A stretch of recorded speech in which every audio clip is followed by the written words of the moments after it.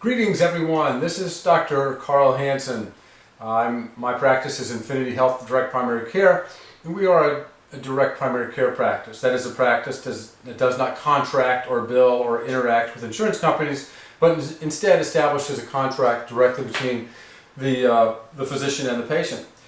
Big news, on June 24th, 2019, President Donald Trump signed an executive order which orders the Secretary of the Treasury, Mnuchin, to create, in effect, an order stating that direct primary care membership fees are in fact considered a qualified medical expense.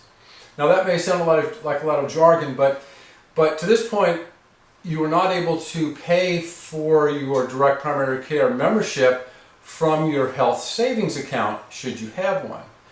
It was felt that certain things were considered qualified medical expenses, such as compression stockings and Band-Aids and medications and all that, but not medical payments to a physician to be a member of a particular physician's practice.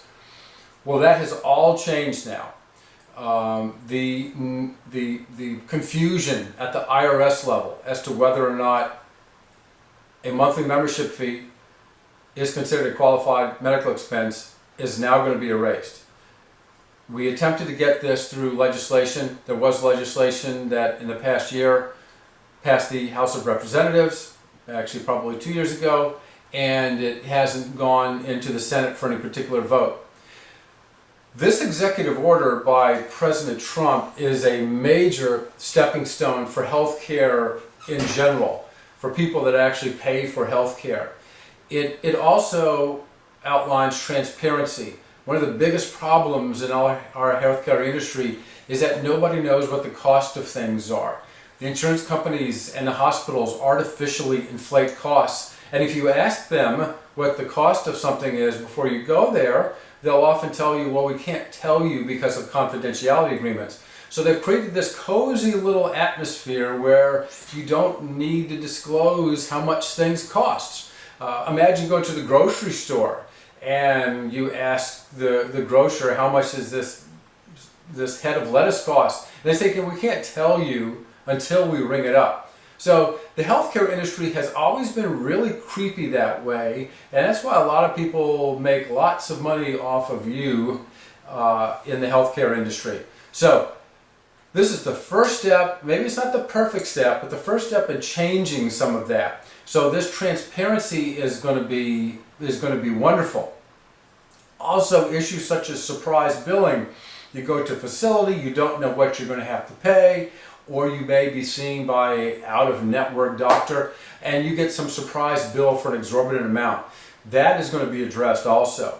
This is probably the first significant healthcare legislation in decades. The Affordable Care Act, which was a decade ago now, that actually penalized United States citizens. That caused some real problems and actually contributed to the elevation of the cost of healthcare.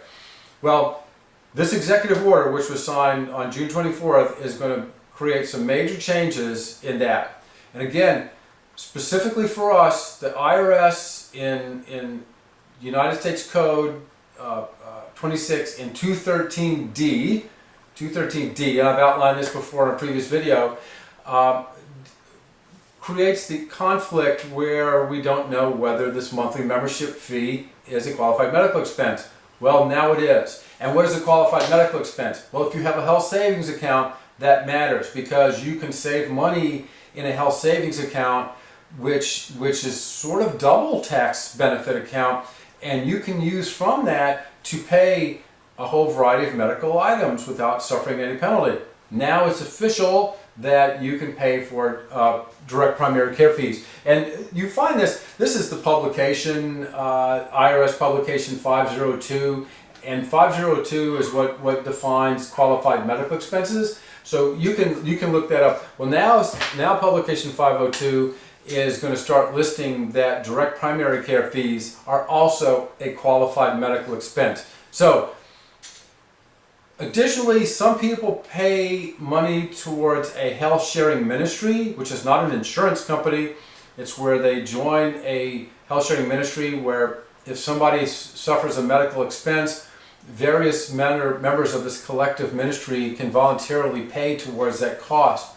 And now, if you pay towards somebody else's health care costs, that payment is also going to be deemed a qualified medical expense from a tax deductibility and a tax safe standpoint rather with health savings accounts. So really great news for direct primary care patients and physicians alike that we now are recognized as having a legitimate, our membership fees, a legitimate medical expense. After all, what else would it be?